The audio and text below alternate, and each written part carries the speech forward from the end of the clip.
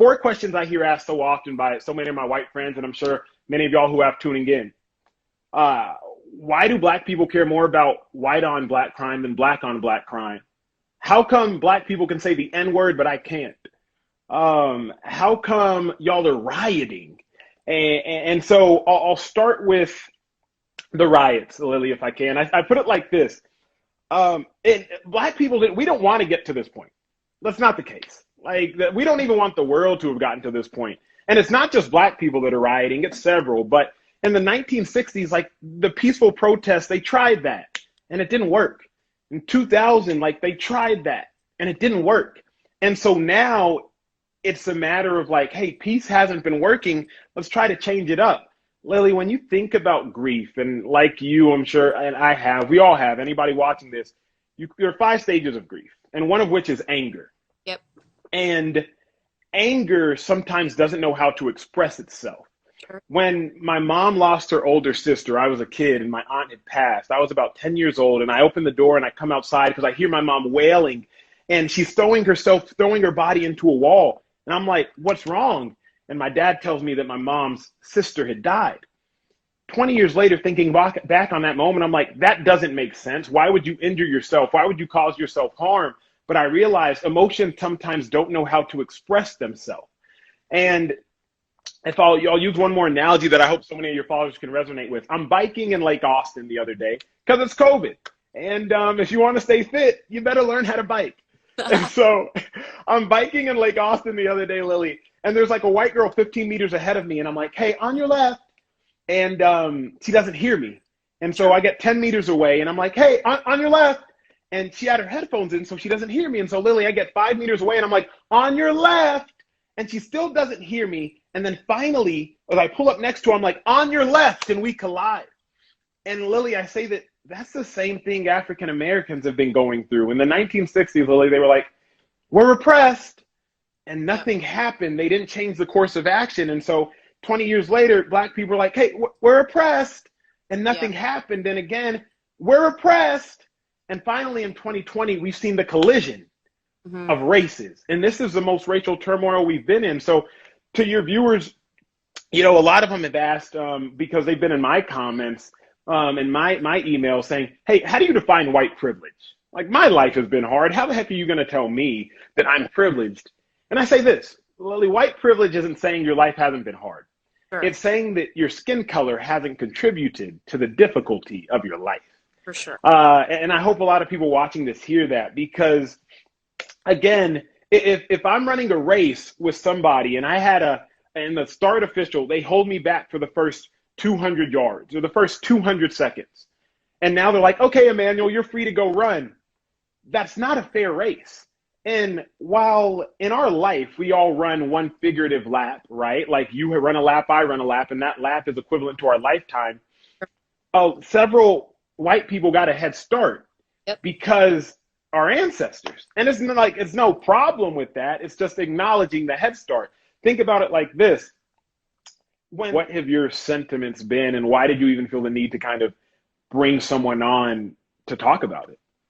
I mean, I'm ashamed of my white privilege and the fact that maybe I'd never really stopped to acknowledge it. And I thought, okay, I want to be on the right side of history here. You know, it's not enough to not be racist. You have to be anti-racist on that and be vocal about it, and not just be like, oh, people know I'm not racist. It's like, no, let's act on it. People know I'm not racist. And I thought it was truly the least I can do to offer. Like, what do I have to offer? Okay, I have a platform of people who are willing to listen. So let me use that. And I asked on Twitter if people could tell me the names of Black activists who would like to come on my page. And someone actually messaged, they were like, I don't think it's appropriate to call them Black. Like, I don't know if you should say. I was like, but here's the thing. I'm like, okay, you're making the term Black out to be derogatory. Mm-hmm. Not. Like, society not at all has told you, like, oh, don't, it's African American. Yes. Because you've put Black people. Correct. Lily, I got to chime in. Let me interject, because here's the thing. We have to start having conversations and stop exclusively listening and reading like history books, because a history book will leave you hella confused. Sure. Right? A history book will make you wonder, do I say black or do I say African American? Where having a conversation with me, Emmanuel Acho, will tell you, nah, bro, like just say black. Sure. I can't tell you how many of my NFL friends have called me, hey, Emmanuel, I want to release this statement. And I'm talking like Super Bowl winning friends. Hey, I want to release this statement. Can you proofread it? Like, how do you feel about that? How do you feel about this? I respect them because they're getting my opinion before they release something publicly. But that's what it's about, is like, have a conversation with the source.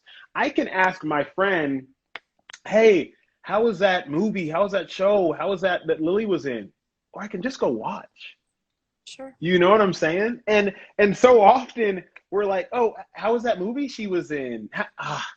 Rotten Tomatoes didn't give it a lot of stars. Sure. And it's like, just go watch, you know? And I encourage everybody, like, get off the bench. Stop just taking someone else's word for it. Don't watch a movie and be like, well, I know black guys who wear chains, they're hoodlums. Sure. Or like, man, you know, they say blondes are dumb. Like this, stop with the stereotypes and really get experience. Let me ask you this, Ali, because I've been curious.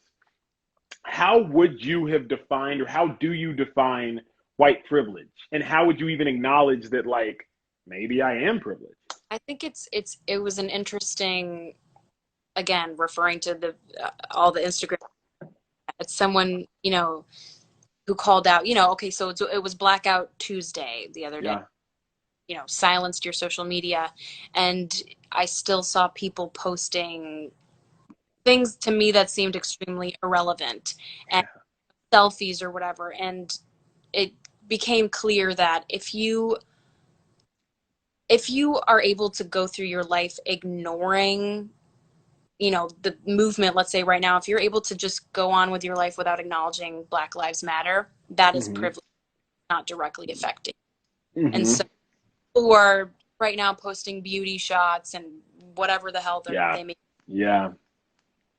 That's because they have the privilege to not worry about what's happening. Yeah. Like, you're so right. I called one of my friends. She's a house designer, an interior decorator here in Austin. And she had been posting so many houses last Friday and Thursday. And then finally she called and like, is that insensitive? And I was like, it is.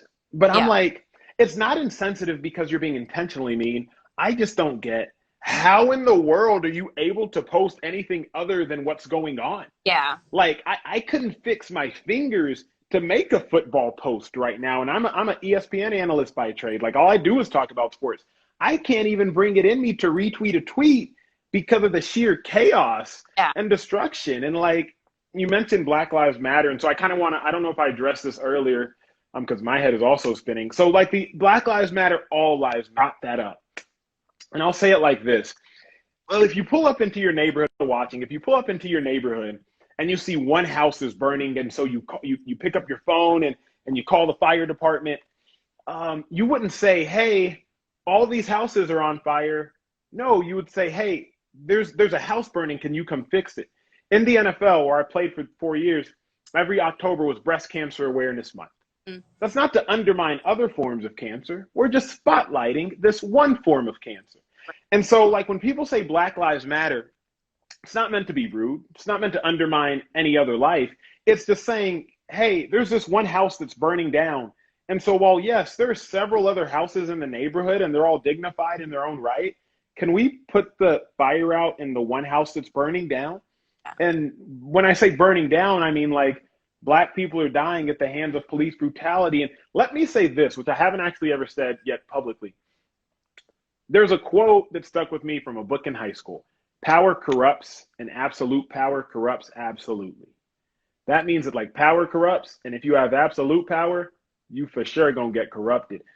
Police officers, for the most part, they have absolute power. You're wearing a badge and you got a gun. Yeah. Like, you have all the power in the world.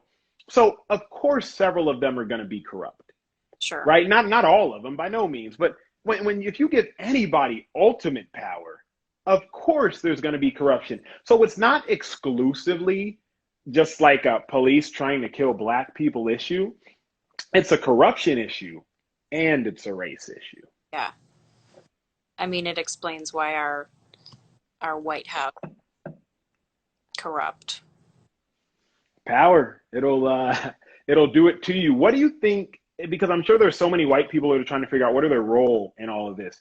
What do you feel is your role in the midst of all this chaos and trying to bring peace Yeah. in this world? I think it's interesting because I had a chat yesterday with Kanidra, who's been a protester and a big supporter of this movement since she was 13. And she had said, like, something that really angered her was when she went to a protest and she saw white people speaking for her.